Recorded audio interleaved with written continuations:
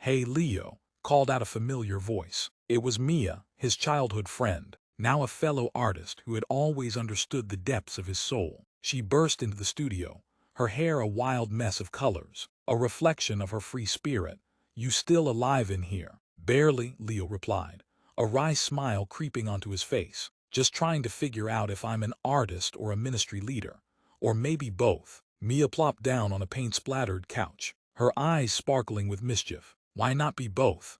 You've always had a way of blending the two. Remember when you painted that mural at the community center? You turned a boring wall into a story." "Yeah, but that was before everything fell apart." Leo sighed, his voice heavy with the weight of memories. "Before the jokes from teachers, the whispers from peers. I was just a kid trying to find his place in a broken home." Mia leaned forward, her expression serious. "You've come a long way, Leo. You've lost friends, but you've also gained wisdom. You're not just a product of your past. You're a testament to resilience. You're about to start a ministry. For crying out loud, that's huge." "Never were." That flicker of George's spirit ignited something deep inside, fueling Eli with determination. "Thank you, George," he whispered, understanding blooming within him like vast fields of wildflowers. With resolve, he prepared to face the dark entity, knowing he carried the love and spirit of those who believed in him. Even amidst the shadows, it would be his light that transformed the climax of chaos into a long-awaited resolution. Briskly to school each morning, guitar slung over his back, George, an older neighbor, is often seen outside his apartment or tending a small garden. Eli greets him daily with bright enthusiasm. George responds with gruffness and subtle hints of hidden pain. Day 1, the first exchange. Eli approaches, waving cheerfully. "Eli." "Morning, George. Beautiful day, huh?" "George." Grunts. "Morning. Don't let it fool you. Storm's always coming." Eli laughed. "You're always so serious." "One day I'm gonna crack that shell." George. Snarling smile. "You kids think you can fix everything with a smile. Some things don't heal that easy." Day 5, a hint of concern. Eli notices George watching him, with a mix of curiosity and caution. Eli. "Hey, George. You ever think about what it'd be like if you could just let go of all that weight?" George sighs. "Letting go isn't forgetting, kid, and some weights, they're part of who you are." Eli. "Maybe, but I believe there's light even in the darkest parts." George quietly. "You're a stubborn one. Just watch your back out there." Day 10, after powers discovered. Eli's energy is noticeably different, brighter, almost electric. George stops him on the path. "George." "Eli, I see it. That energy you put out, it's not just light, it's a beacon." Eli. "Yeah, I figured it'd draw good things. Right, hope, healing." Eli found himself at a crossroads. He had recently felt a calling to start his own ministry, a desire to share the lessons he had learned through his art and his struggles. But the weight of his past loomed large. He was haunted by the memories of being the target of jokes, both from teachers and peers. A young boy who had been ridiculed for his sensitivity and creativity. The scars of those experiences still lingered, casting shadows over his newfound purpose. As he sat in his small studio, surrounded by canvases and instruments, Eli grappled with his identity. Who was he really? The artist, the writer, the minister? Or was he still that young boy, lost and searching for acceptance? The vibrant colors of his art clashed with the dark humor that often seeped into his writing, a reflection of the duality he felt within himself. He was a man of contradictions, a blend of hope and despair, laughter and tears, a sacrifice, a melody that's more than sound, it's our souls. "That's the spirit," Sam exclaimed, clapping Eli. Eli found himself at a crossroads. He had recently felt a calling to start his own ministry, a desire to share the lessons he had learned through his art and his struggles. But the weight of his past loomed large. He was haunted by the memories of being the target of jokes, both from teachers and peers. A young boy who had been ridiculed for his sensitivity and creativity. The scars of those experiences still lingered, casting shadows over his newfound purpose. As he sat in his small studio, surrounded by canvases and instruments, Eli grappled with his identity. Who was he really? The artist, the writer, the minister? Or was he still that young boy, lost and searching for acceptance? The vibrant colors of his art clashed with the dark humor that often seeped into his writing, a reflection of the duality he felt within himself. He was a man of contradictions, a blend of hope and despair, laughter and tears. The darkness beyond, a shadowy, ominous entity stirs, dormant no longer. Scene, George's passing and Eli's anger. Eli stands in front of George's closed apartment door, news heavy on his heart. Eli, shouting, voice breaking. Why couldn't I save you? I had to protect you from this darkness. His fists clench, trembling with rage and helplessness. The shadows pulse stronger, feeding on Eli's fury, awakening the dark entity fully. Scene, doubt and the spirit of George. Later, Eli sits in his room, surrounded by silence and shadows creeping at the edges. He finds an unopened note tucked in a book. Eli reading aloud softly. Eli, your light has always been more than enough. Your kindness and patience helped me find peace. I'm free now thanks to you. When doubt creeps in, remember you were my guide. The room feels warmer. A gentle breeze brushes his cheek as if George's spirit is near. George's voice echoing softly. You're not alone, you never were. Eli breathes deeply, a newfound strength igniting within. Scene, the final battle. Eli and Leo stand back to back in a darkened alley, shadows swirling violently around them. Leo, we can't just fight this. We need to give them something else, something they can't resist. Eli, slowly nodding. Then later on in the middle of the story, after discovering he has powers, he has a very crucial internal conflict, which will be a defining part of the story, when he realizes even with all the newfound power, he could not provide the type of healing to take away this character's remorse. For you can heal the heart, but you cannot change the mind. This is a really humbling moment, and humanizing realization for his new power and personal development. This is just a rough draft of the idea I am having in the heart of a city that pulsed with the rhythm of life. A boy named Leo wandered through the streets, his heart heavy with the weight of unrequited love. He had poured his soul into melodies, crafting songs that echoed his pain, but they remained unheard, lost in the cacophony of the world. One fateful evening, as he sat beneath the neon glow of a forgotten alley, a strange phenomenon occurred. That's the spirit, Sam exclaimed, clapping Eli on the back. You've got this. Just be yourself. You're not alone in this.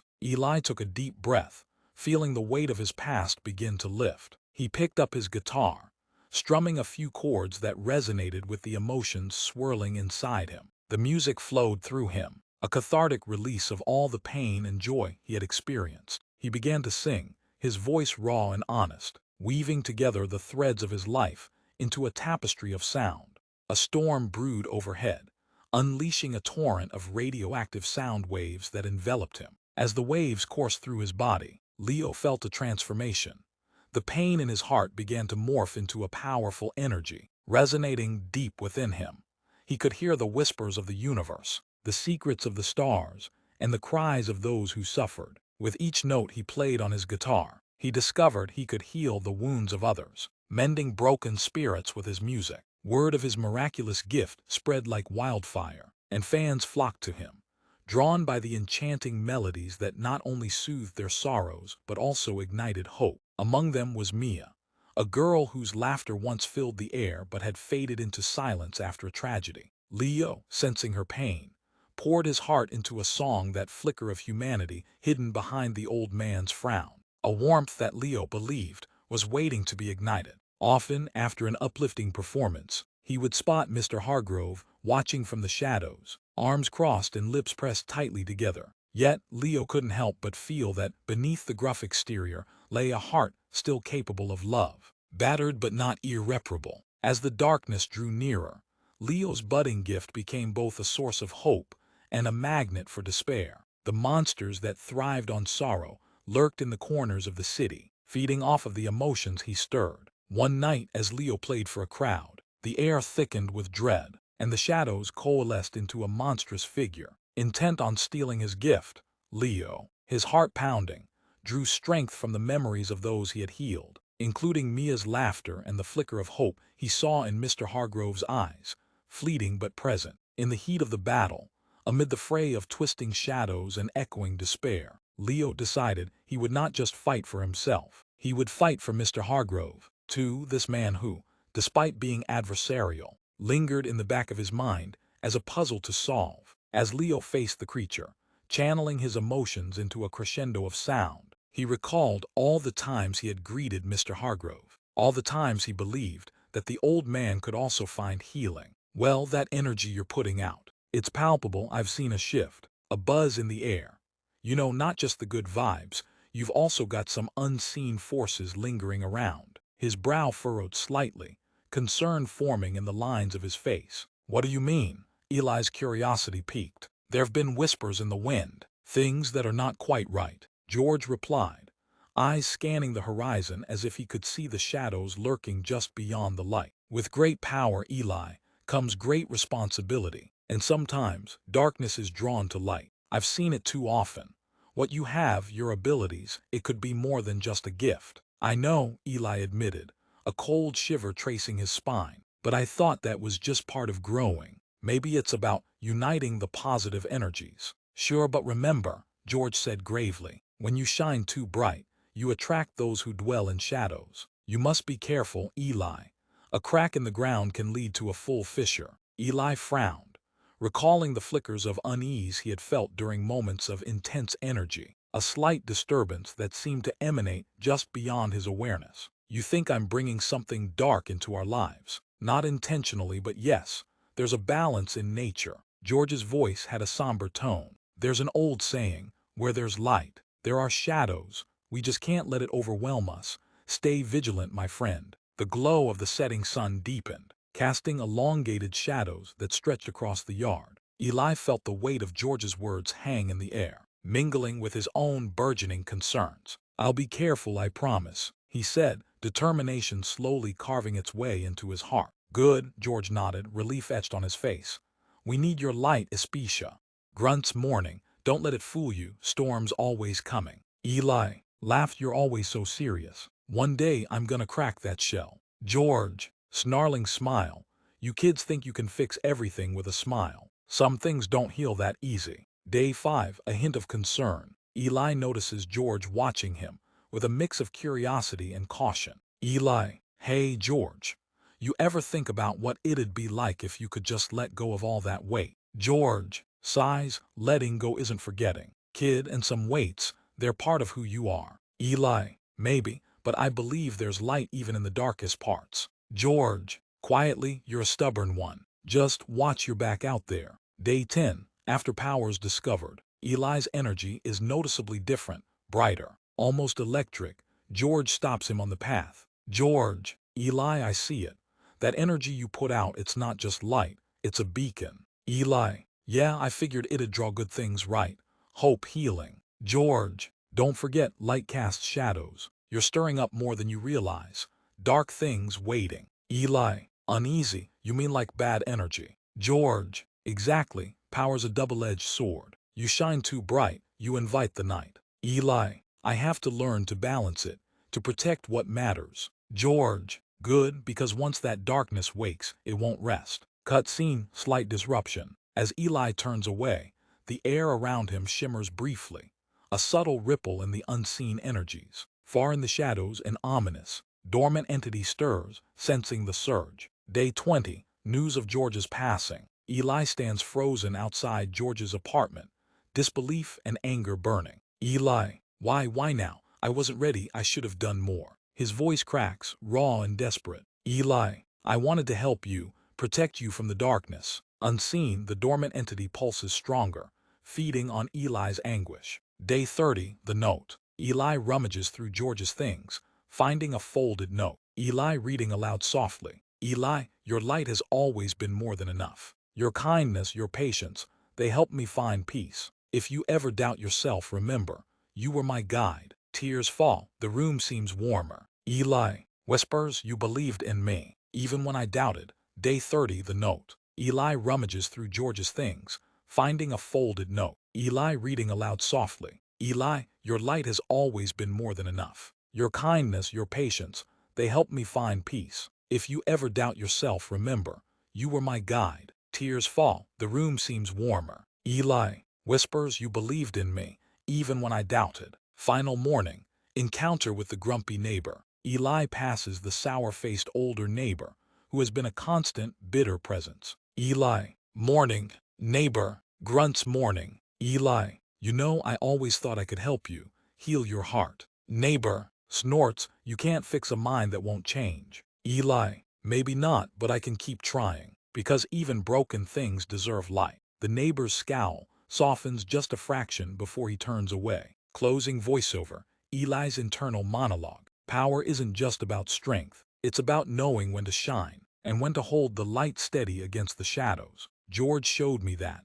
Now it's my turn to face what's coming with all the light I can muster. Fade out as Eli walks forward, guitar in hand, ready to confront the darkness awakened by his own pain and hope. Would you like me to write the script for the final confrontation scene, or the spirit of George's visitation next? Yes, here is some more of the story I have written, so you can blend the new and keep it true to the timeline. What do you think about?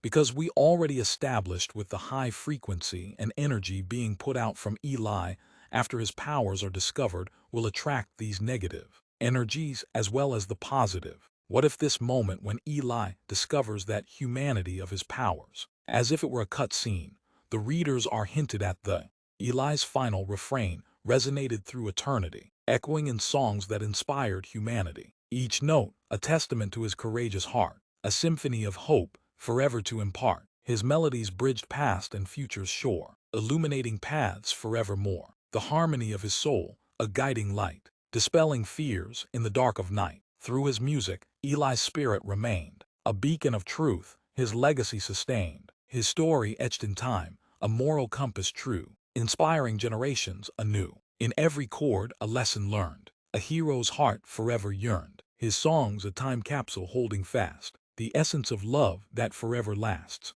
Eli's symphony of selflessness resonated through the corridors of timelessness, a heroic echo that would never fade, a shining testament to the power of love displayed. This poetic tribute captures the essence of Eli's legacy, where his music and morals continue to inspire and guide humanity. Some possible additions. 1. A memorial or monument dedicated to Eli, symbolizing his impact. 2. A future generation discovering Eli's story, finding inspiration. 3. A hidden message or code within his songs, revealing a deeper truth. 4. Eli's music influencing world events, fostering global unity. How would you like to further develop this legacy? Also, would you like to explore other creative outlets, such as 1. Writing a screenplay or script based on Eli's story. 2. Developing a graphic novel or comic series. 3. Creating a musical or opera inspired by Eli's life that echoed through dimensions,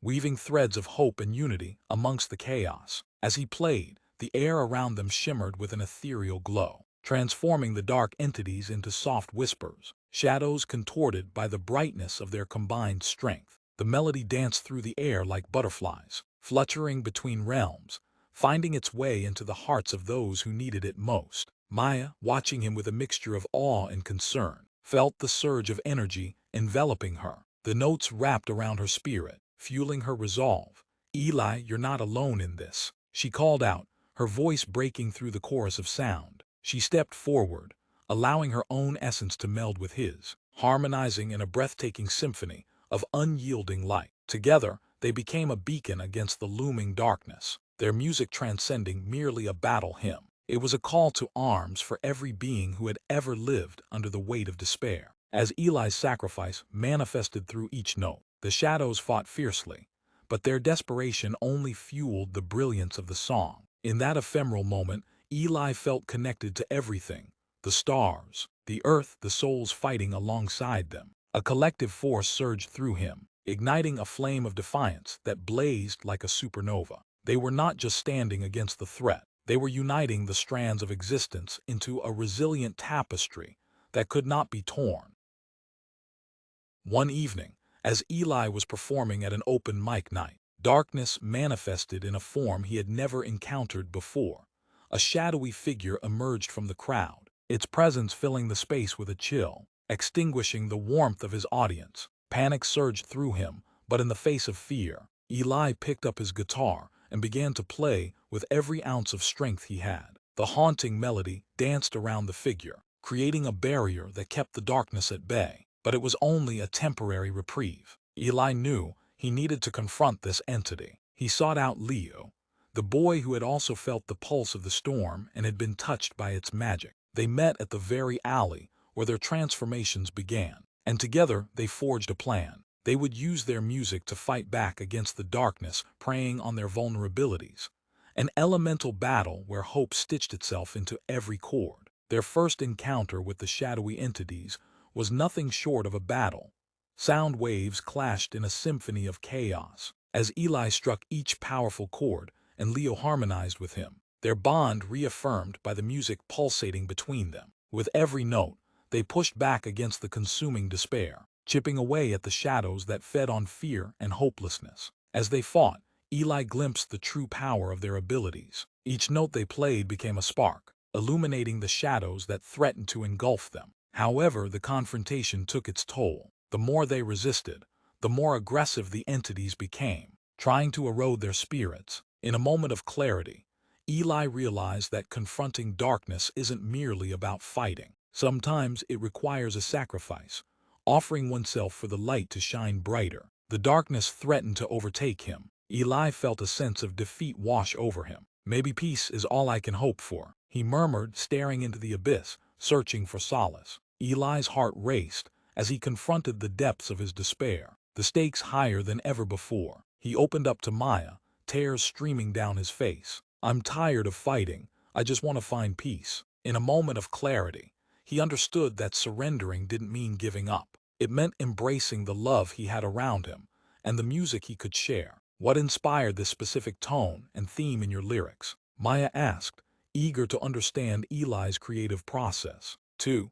How do you envision the battles and inner turmoil visualized on screen? Eli pondered, excited to explore this new avenue of storytelling. 3. And what about the angels? Do you want to delve deeper into that metaphor? Maya's curiosity was piqued, urging Eli to uncover more layers of his journey. As they continued to brainstorm, Eli felt a sense of empowerment. The courage to share his story was blossoming within him, and he knew that together, they could create a compelling narrative that would resonate with others. Thank you, Maya, he said, his voice steady. I believe in this purpose, and I believe in you. Compassion is a force, and I want to convey that energy through our work. The struggle with mental health became a palpable character in Eli's life, lurking in the background as he battled self-doubt. Why can't I be stronger? He often questioned, his voice barely above a whisper. The sedatives became a crutch, a temporary escape from his reality. I just need to feel normal for a moment,